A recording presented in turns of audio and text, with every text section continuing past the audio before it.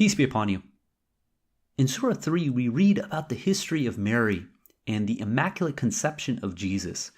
And it reads, "The angel said, O Mary, God has chosen you and has purified you and has chosen you from all the women.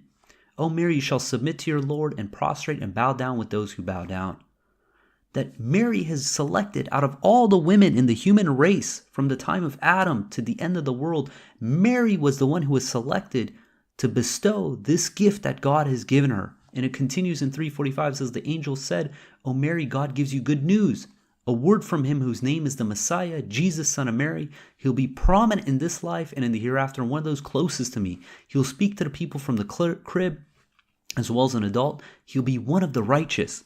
Now you would think Mary would be so enthralled, so overjoyed that out of all the women she was selected to conceive Jesus, that he would be such an influential character, both her and him, in this world, that they're markers for the end of the world. Now, how did she react when this news was given to her versus when she went through the birth process? In Surah 19, verse 23 says, "The birth process came to her by the trunk of a palm tree. She said, I am so ashamed. I wish I were dead before this happened and completely forgotten." Now, who would have thought that this would have been the response from Mary, a righteous woman, that God has bestowed one of the greatest blessings upon, and her immediate response during the birth process is, "I wish I were dead before this happened and completely forgotten." How often does God bless us with something that we fail to see the value in it? In 2:16 says, "Fighting may be imposed on you even though you dislike it, but you may dislike something which is good for you, and you may like something which is bad for you. God knows while you do not know." If we believe in God, we trust in God, we worship God alone, we have to understand that every single thing that happens to us in this world is for our good. Things don't happen to us, things happen for us. And if we view things under this perspective, we will trust God wholeheartedly and know that these events that take place, this hardship, the adversity, anything we face, is for us to draw closer to God, to learn from this, to be blessed by this. But sometimes it's hard to see that. We see another example in Surah 18 about Moses and his teacher. When Moses sought out his teacher told him, "You can't stand to be with me. How can you stand that which you do not comprehend?" And Moses insisted that he take him under his wing, and he did. And what did he do? The first thing this guy did is he goes and he bores a hole in a poor fisherman's boat. And Moses objects, says, "Why did you do this?" And a guy warns him and reminds him, says, "Look, I told you, you can't stand to be with me." Then they see a young boy, and this guy kills this child. And Moses again objects. And then at the third instance, they were in a town begging for food, begging for provisions, and no one gave them anything. But they saw a wall about to collapse, and this guy patches the wall, and Moses says, "You could have asked a wage for that." And it's at that point that the guy says, "Okay, we have to part company." But he explained to Moses the reason for these three things. He bore a hole in the ship because there was a king coming, confiscating every vessel for his army.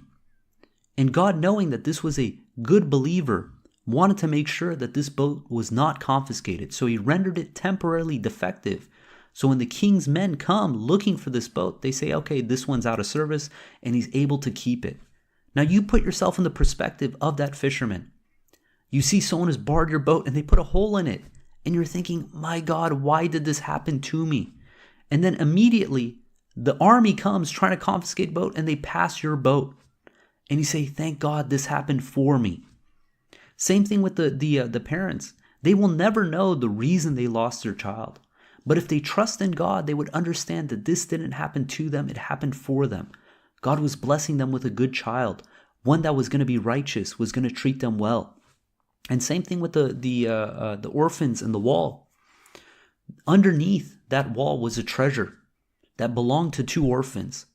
And based on the actions of that society, where they wouldn't even give Moses and his teacher any provisions, they wanted to secure that wall. So when it does crumble, the orphans are going to be of age and strength where they can claim their treasure. Because needless to say, with the level of greed that society was portraying towards Moses and his teacher, if that wall collapsed prematurely, they would have confiscated the treasure and the orphans would have had nothing. But this lesson is that everything happens for a good reason. If we trust in God, God does not put anything to waste. But it's hard for us to see that. If we see these things in cross sections, you see Mary, this young child, conceiving a child outside of wedlock, you would think, what a catastrophe. How could this happen? Why would God allow this to happen? Not realizing what a blessing this was for her and future generations.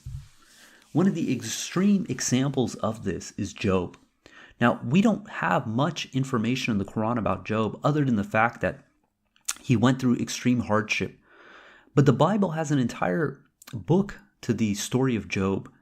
And what we see is that when Job was afflicted, his immediate response was that he wished he was dead.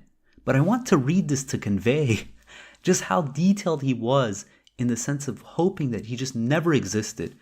In Job chapter 3, verse 2, it says, he said, "May the day I was born be wiped out. May the night be wiped away when the people said, a boy is born. May the day turn into darkness. May God in heaven not care about it. May no light shine on it. May gloom and total darkness take it back. May a cloud settle over it. May blackness cover it up. May deep darkness take over night I was born. May it not be included among the days of the year. May it never appear in any of the months. May no children ever have been born on that night. May no shout of joy be heard in it." Now, to say that he wished he was dead is an understatement. He wished that it never existed, but he did not realize that all this happened per God's design in ways that he could not comprehend. And for about 33 chapters, Job, his three friends, they're complaining. They're wishing that this never happened. Why would God allow this to happen? They never question God in that sense in the events, but they do question the fact of why is Job going through all this? Trying to find a reason. What happened? And finally, in chapter 38, God answers. And the answer that God gives is incredibly profound. And it reads in 38:4, "Where were you when I laid the earth's foundation? Tell me if you understand. Who marked off its dimensions? Surely you know. Who stretched a measuring line across it? On what were its footings set? Or who laid its cornerstone? While the morning stars sang together and all the angels shouted for joy." What I take away from this is the fact that, look, God created us, created this universe in such precision. We had previous episodes talk about the precision of the cosmological constant, the strong and weak nuclear force, that the astronomical preciseness of these calculations that God has set forth for the laws of physics, for the design of the human being, for all life to be sustainable, is absolutely astronomical. And no one questioned God's ability of doing that. But when it comes to our own lives, the events that we witness, the events that we experience, the hardships we face, immediately we start questioning God's wisdom. We start pondering, maybe he forgot, maybe there's something that he overlooked. Why is this happening to me? But we have to understand this is happening for us. God is using these events to bring us up. And in the case of Job, the devil was testing him, but if he passes his test, God is going to elevate him. In 21:83 of the Quran we read, "And Job implored his Lord, adversity has befallen me, and of all the merciful ones you are the most merciful." We responded to him, relieved his adversity, and restored his family for him, even twice as much. That was a mercy from us and a reminder for the worshipers. If we trust in God, there is no hardship, no adversity, nothing that would faze us, because we realize that this is all happening for our good. Even if we don't understand it, we trust in God and we trust in God's system. And God gives us so many examples in the Quran to reinforce this for us, because it's hard. When we're facing hardship, when we're facing adversity, to realize that God is in complete control, that not an atom is out of our Lord's control, it's hard. We have another example of Joseph. Joseph at a young age, because he was favored by his father, his 10 older brothers turned on him and left him for dead in a well.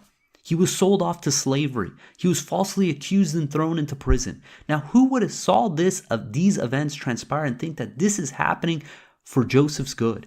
But God consistently in this Surah Joseph says that he established Joseph after these events. It's because he had to go through these events in order to be promoted, in order to be elevated, in order to be able to become the treasurer of all of Egypt, to save his family and future generations from famine. This is part of God's system. If Joseph didn't go through these hardships, he would not be able to live up to his potential. And God did these for his good. God did not do these to him to punish him. He was doing this to promote him.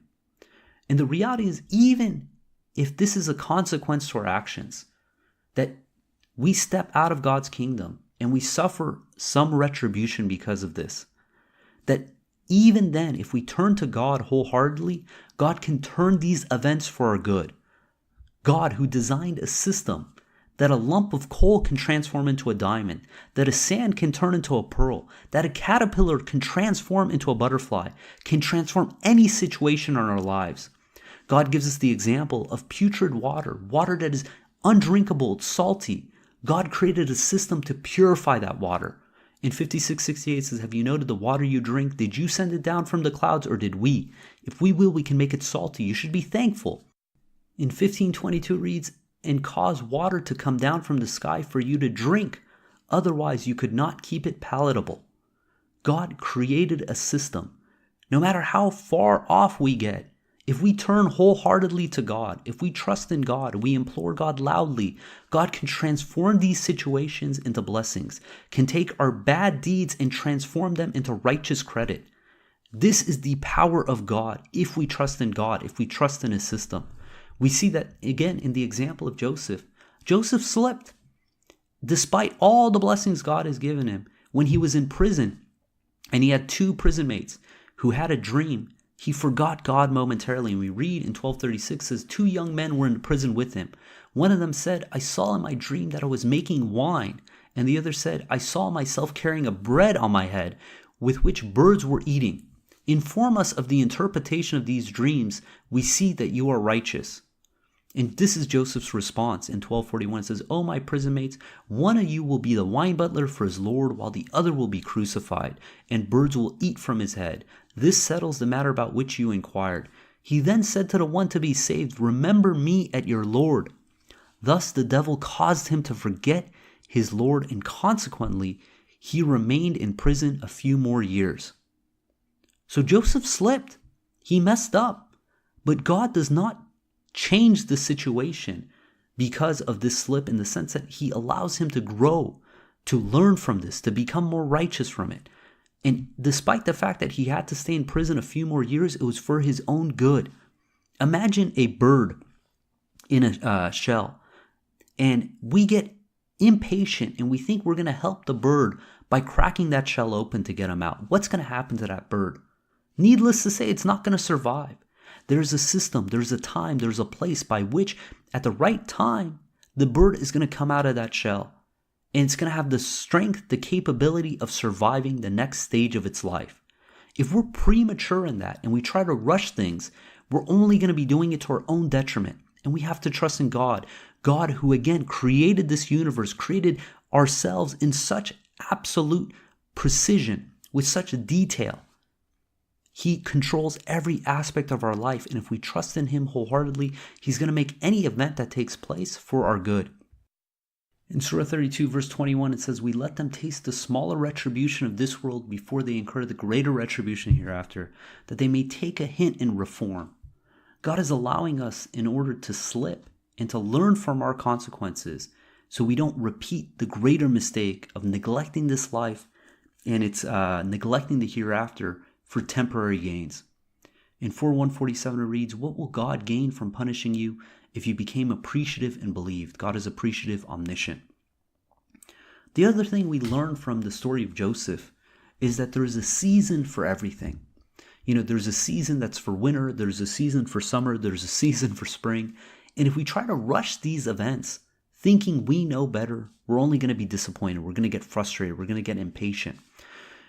And when the wine butler for the king has a dream, it reads in 1243, it says, the king said, I saw 7 fat cows being devoured by 7 skinny cows and 7 green spikes of wheat, and the others shriveled. O my elders, advise me regarding my dream, if you know how to interpret the dreams. They said, nonsense dreams. When it comes to the interpretation of dreams, we are not knowledgeable. The one who was saved from the prison said, "Now that he finally remembered, I can tell you its interpretation, so send me to Joseph." In 1246 says, "Joseph, my friend, inform us about the 7 fat cows being devoured by 7 skinny cows, and the 7 green spikes and the others shriveled. I wish to go back with some information for the people." He said, "What you cultivate during the next 7 years, when the time of harvest comes, leave the grains in their spikes, except for what you eat. After that, 7 years of drought will come, which will consume of most of what you stored for them. After that, a year will come that brings relief for the people, that they will once again press juice." God is telling us there's a season for each thing. God could make it perpetually. All the harvest comes in abundance, but no, there's going to be times of abundance, times of scarcity. And it's this alternation that strengthens us, that makes us appreciative. Because if we have everything, if we always have all the provisions we want, we become sadly unappreciative. In 3:140 it says, "If you suffer hardship, the enemy also suffers hardship. We alternate the days of victory and defeat among the people. God thus distinguishes the true believers and blesses some of you with martyrdom. God dislikes injustice. God thus toughens those who believe and humiliates the disbelievers." God uses this process of changing, alternating victory and defeat in order to toughen us, in order to strengthen us for our own good. These things don't happen to us, they happen for us. And if we trust in God, we trust in the process, we'll realize that nothing will faze us. We see the example of Saul when he took command of the troops. He told them first that, hey, we have to go fight. And some people dropped out. Then he said, hey, when you get to the stream, don't drink except for a single sip. And some more dropped out. And then when they finally had to face Goliath and his troops, some of them said, we're too weak to face Goliath. And the response of those who believed, they said, those who were conscious of meeting God said, many a small army defeated a large army by God's leave. God is with those who steadfastly persevere. The response from the hypocrites is always one of doom and gloom and bitterness.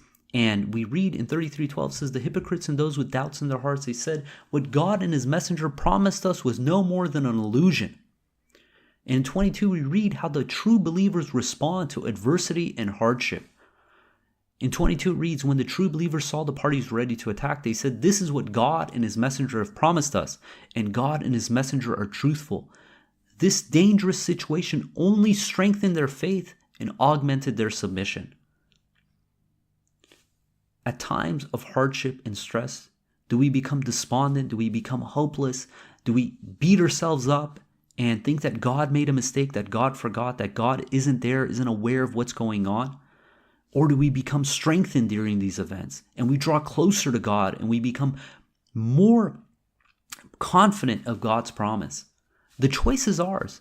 The only difference is a change of mentality.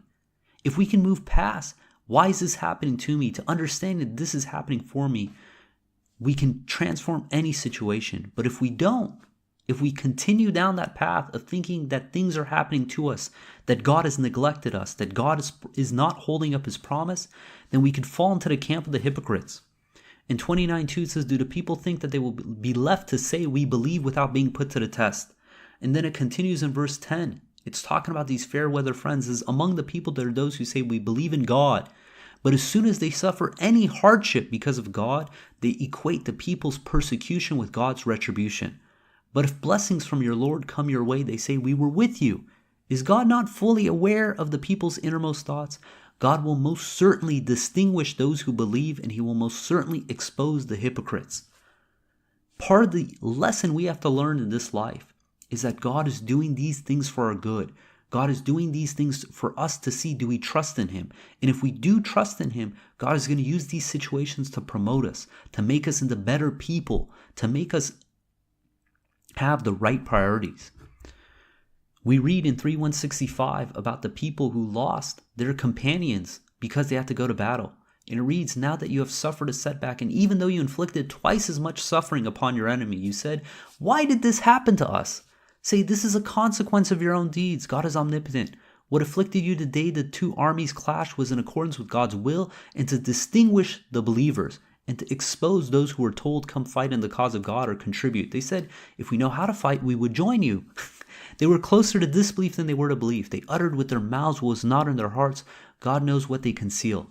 They said of their kinsmen as they stayed behind, had they obeyed us, they would have not have been killed. Say then, prevent your own death if you are truthful. You know, the difference between a believer and a hypocrite is a believer trusts in God wholeheartedly, is not going to have any fear, any grief, knows that everything that happened is for our own good, that there's a good reason for it all. But if we're constantly mulling over in grief, bitter, depressed, despondent, hopeless, then we're going to believe that God is not in control. We think that everything is happening haphazardly, that God forgot, that God is not upholding his part of the agreement. And there's a difference between being a weak believer and a hypocrite. A weak believer realizes the truth, but might have troubles with the conviction. A hypocrite, on the other hand, tries to change God's system to meet their narrative, to meet their understanding. Rather than accepting they have these shortcomings, they're trying to change God's system. And this is the telltale sign of a hypocrite. But a believer, on the other hand, they trust in God's process. They're not concerned about the outcome or how things appear because they know that God is in complete control. There's a saying that says we can't control the winds, but we can adjust our sails.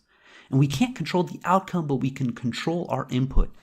Can you go through that experience and feel good about the decisions you made, knowing that you did your part? Because if you do, and you trust in God, you know that God is going to live up to his part of the agreement.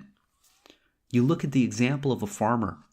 The farmer knows that there's a time for sowing seeds and there's a time for harvest, and is trusting in God's system.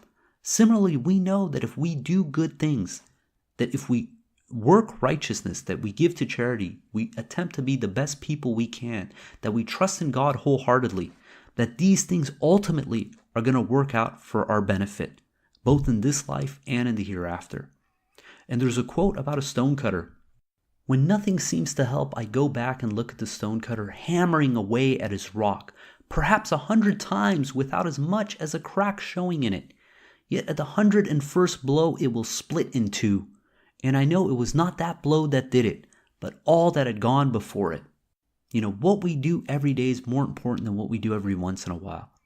We have to have a continuous mentality that God is in control, that these things that happen in our life are for our good. And as long as we're worshiping God alone, we trust in God wholeheartedly, we have nothing to fear. Because you look at these examples that God gave us of Job, of Mary, of Joseph, that if you saw these moments in their life, the cross section, you would think that they were doomed, that God forgot about them, that God messed up, astaghfirullah. But we know, because God has given us the end, has shown us not only these cross sections, but how things transpired, that all these events happened for their good, that they were elevated from this, that they were promoted by these events. And we have to have that same mentality in our life. God did not forget. God used such precision in the creation of the universe as well as ourselves, and in every single thing that happens in our life. And I'm going to read again the verse in 1061. It says, "You do not get into any situation, nor do you recite any Qu'ran, nor do you do anything without us being witnesses thereof as you do it. Not even an atom's weight is out of your Lord's control, be it in the heavens or the earth, nor is there anything smaller than an atom or larger that is not recorded in a profound record." God is doing absolutely everything. And if we trust in God, we know that we're in good hands. And we trust in God, and we're going to grow from these events as they transpire. God willing, we're going to end there. If you guys got comments or questions, please hit us up at QuranTalk@gmail.com. And until next time, peace and God bless.